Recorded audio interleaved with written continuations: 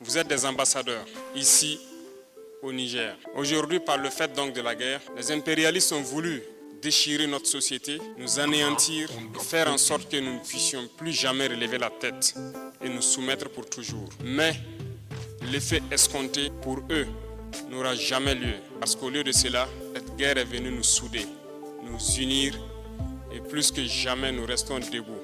Et nous leur disons que nous n'allons jamais pleurer et nous n'allons jamais ployer les genoux devant qui que ce soit encore. Cette guerre qui nous est imposée nous a unis. C'est dans cette guerre qu'est née l'AES. L'AES va changer l'histoire de l'Afrique, va changer l'histoire du monde. Vous ici, vous êtes les témoins privilégiés de tout le mal que ces gens font à nos populations. Vous avez vécu depuis le 26 juillet dernier jusqu'à aujourd'hui les souffrances qui ont été infligées au peuple nigérien en particulier, à tous les peuples de l'AES, à travers des sanctions inhumaines. Mais ça nous a soudés encore plus et ça nous a permis de comprendre pourquoi nous devons lutter. Et c'est ça le plus important. Je tiens à vous féliciter, vous qui n'êtes pas au pays, qui êtes loin. Et aujourd'hui, par le fait donc des réseaux sociaux, qui ont un aspect positif, mais aussi négatif, j'imagine combien peut être votre souffrance à devoir imaginer que peut être la réalité, quel est le mensonge. Parce que vous entendez toutes sortes de nouvelles. Vous souffrez plus que ceux-là qui sont au pays. Mais je pense que, Dieu faisant, ce soir nous avons quelques minutes. Nous aurons en tout cas échangé à bâton rompu sur beaucoup de thèmes. Et aussi, et surtout les doléances éventuelles que vous aurez, parce que ce sont les mêmes réalités que nous partageons désormais avec nos frères du Niger. Je voudrais donc remercier une fois de plus, parce que étant distant de la mère patrie, vous avez toujours contribué, et à travers vous, tous ceux de la diaspora, au fond de soutien patriotique, pour continuer à donner un coup de pouce aux forces combattantes qui se battent jour et nuit sur le terrain. Toute la patrie vous remercie pour ces gestes que vous faites jour et nuit. Quand j'ai écouté, j'ai compris que vous avez compris toute la manœuvre. Il n'y a pas eu de doléances, il n'y a pas eu de préoccupations posées. C'est l'expression même que vous avez compris le fond de la lutte. Merci encore. Merci à vous qui faites véhiculer ce message-là. Merci d'être à nos côtés parce que c'est ça le carburant qu'il nous faut. Le courage qu'il nous faut d'avancer, c'est ce que vous êtes en train de nous donner ici. Vous comprenez la situation et il n'y a pas de raison de se décourager, de se fatiguer ou de baisser la tête. Nous allons avancer. Je me ferai donc le devoir de vous donner des nouvelles du pays. Comme vous l'avez suivi depuis plusieurs années, nous sommes attaqués de toutes parts. Le Burkina Faso particulièrement, de l'est à l'ouest, du nord au sud, partout il y avait des attaques. Et nous ne faisions que reculer. Aujourd'hui, nous avons pu réinstaller bon nombre de villages, réouvrir beaucoup d'écoles. Dans beaucoup de zones, les activités ont repris. Et il n'y a pas cette zone où nos forces ne peuvent pas mettre pied quand ils veulent y aller. Mais malgré cela, vous entendez des narratifs chez ceux-là qu'on appelle donc les impérialistes ou leurs valets locaux qui sont avec nous. Et ils ne se préoccupent pas de savoir si une zone a été reprise ou pas, mais c'est lorsqu'une zone est perdue qu'ils sont sur leurs grands chevaux, ils prennent les haut-parleurs, ils crient et souvent ils inventent toutes sortes d'histoires. Nous sommes victimes d'un terrorisme physique qui se manifeste sur le terrain par des assassinats lâches de nos populations et des attaques barbares et lâches. En plus de cela, au niveau donc stratégique, il y a du terrorisme, la désinformation, la manipulation. Vous avez vécu ces derniers temps ce qui s'est passé au Burkina Faso. Je sais que vous avez été perturbés. Beaucoup de gens n'avaient pas d'informations parce qu'à des moments comme ça où chacun invente ce qu'il veut, et peut-être des médias que vous croyez sérieux se mettent à relayer certaines informations. Ça vous a prouvé que ce ne sont pas des médias sérieux. Ils ont passé le temps à manipuler les Africains. Mais aujourd'hui, Dieu merci, vous avez pu découvrir que tout est faux. C'est de la manipulation. Ils prennent l'information, ils la manipulent et vous servent ce qu'ils veulent. Vous avez tout compris et je pense qu'on n'a plus besoin de sensibiliser qui que ce soit sur ça. Malheureusement, ces gens trouveront toujours des nègres de salon qui vont tout faire pour faire ce qu'ils veulent. Et c'est ce que nous vivons aussi. Je sais que vous le suivez. Malheureusement, certains Burkinabés se sont retirés en Côte d'Ivoire voisin et se mettent à tirer sur les ficelles avec les impérialistes pour essayer encore de déstabiliser notre pays. Mais c'est peine perdue. Nous avons pris un itinéraire, nous avançons.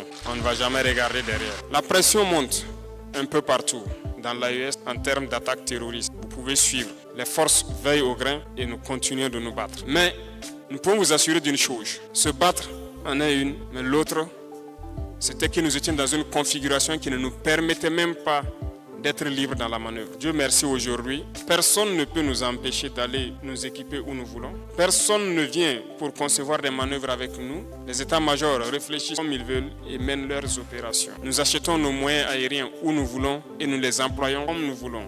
Personne ne peut nous restreindre de survoler une partie du territoire où personne ne viendra dans nos opérations nous interdire d'accéder à une zone. Tout cela se passait avant. Renseignez-vous avec les FDS qui ont manœuvré avec ces forces impérialistes qui étaient ici. Voilà pourquoi nous disons que c'est maintenant l'indépendance. Et la bataille ne fait que commencer. Certains individus ont le malin plaisir, depuis belle lurette, de passer pour expliquer à des veuves ou à des femmes même de soldats toujours actifs, de leur faire comprendre qu'il y a une manière de négocier avec les terroristes et que nous refusions de négocier avec les terroristes. Primo, nous ne négocierons pas. Nous allons combattre, que ce soit clair pour tout le monde. On voit certains qui se font le malin plaisir de se retrouver souvent sur des plateaux télé. On ne sait pas où est-ce qu'ils ont appris leur stratégie, des experts en sécurité de je ne sais quoi, et dire non, il faut dialoguer. C'est le terme qu'ils ont trouvé finalement au lieu de négocier, dialoguer. Dialoguer avec qui? S'ils les connaissent, qu'ils nous les envoient. À ce que je sache, nous avons ouvert la porte en créant donc le centre d'appel. Celui qui veut déposer les armes, qu'il l'appelle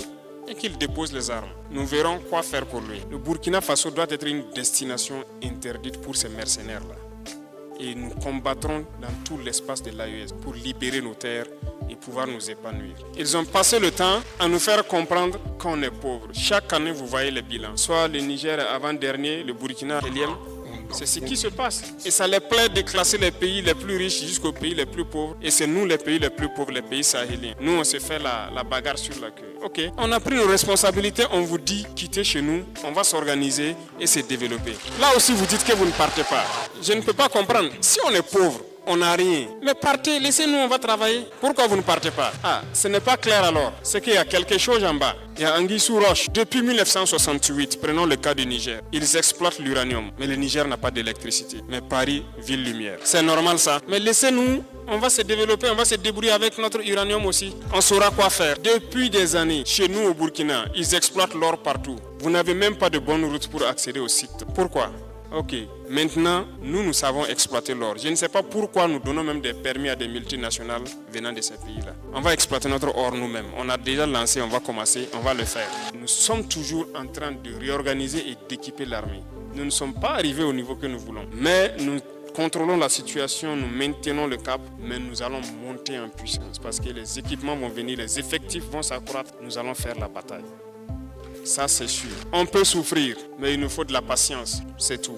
Parce que la situation s'est tellement dégradée durant plusieurs années, il faut aller avec force pour que ça ne puisse pas revenir après. Lorsqu'on la résout, c'est une bonne fois pour toutes. Nous sommes en train de réunir tout ce qu'il faut pour pouvoir ouvrir les différents axes qui lient les États de l'AES. Et eux, ils luttent pour que ces axes ne puissent pas s'ouvrir. Parce que l'AES, c'est un cauchemar pour eux, ça ne doit pas avoir lieu. On ne doit pas s'intégrer, mais nous allons les vaincre. En tout cas, vous avez beaucoup attendu. Je ne peux pas tous les sujets, mais sachez une chose, sur tous les volets, il y a des combats à mener. Vous êtes les garants de ce qui va s'écrire demain. C'est vous qui devrez tout faire pour que jamais on fasse machine arrière. Ce n'est même pas possible. C'est un chemin de non-retour, comme l'a dit le colonel Goïta la dernière fois. Et nous comptons sur vous. Soyez solidaires de vos frères nigériens. Soyez des ambassadeurs du Burkina Faso ici. Il faut que cette solidarité s'exprime sur tous les plans. Nous savons ce que le peuple nigérien endure. Nous faisons tout ce que nous pouvons faire pour diminuer cette souffrance-là. Mais c'est un peuple résilient. Ceux-là qui nous font souffrir comme ça, je parie que leur peuple ne peut pas supporter ce que les Nigériens ont supporté. Tenez bon, soyez solidaires et quant à nous, nous ne ménagerons aucun effort pour faire en sorte que les aspirations légitimes de nos peuples soient donc assouvies. C'est pour ça que nous sommes là. Tenez bon encore et passez le message donc à toute la diaspora pour tenir bon et rester debout. Parce que le Burkina Faso, c'est ça aussi. Ce sont ces gens qui sont battus pour nous laisser cette terre et nous avons le devoir de nous battre pour la génération à venir. Grand merci à tous. La patrie ou mort, nous vaincrons.